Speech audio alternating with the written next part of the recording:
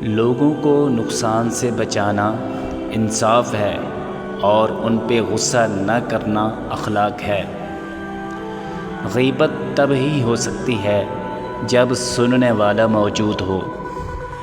اگر آپ انعام دینے سے قاصر ہیں تو شکریہ ضرور ادا کریں۔ یہ دنیا جو تمہیں ناممکن سے ڈراتی ہے، تمہارا اللہ تعالیٰ اکیلا ہی اس دنیا پر بھاری ہے۔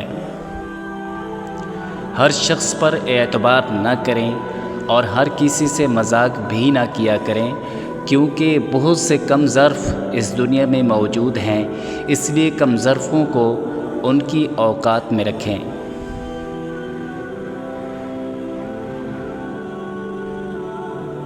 کتابوں کی اہمیت اپنی جگہ، لیکن سبق وہی یاد رہتا ہے جو وقت اور لوگ دیتے ہیں۔ کچھ باتیں سمجھانے سے نہیں، خود پر بیت جانے سے سمجھ میں آتی ہیں۔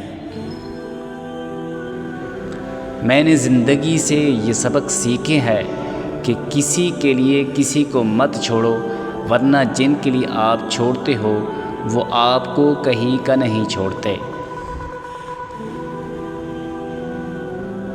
کچھ رشتے اللہ تعالیٰ خود ختم کر دیتا ہے تاکہ ہماری زندگی خراب نہ ہو۔ بے شک اللہ تعالیٰ جو کرتا ہے بہتر کرتا ہے۔ سنی سنائی باتوں پہ فوراً یقین مت کیا کریں، کیونکہ جھوٹ ہمیشہ سچ سے زیادہ پھیلتا ہے۔ اپنی خوشی کی بات ناخوش لوگوں کے سامنے مت کیا کریں۔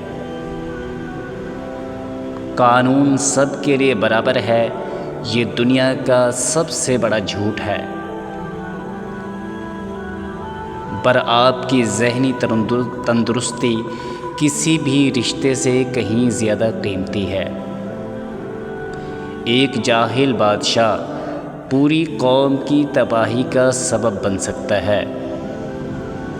اپنے خلاف ہونے والی تنقید کو خاموشی سے سننا صرف بہادر لوگوں کا کام ہے۔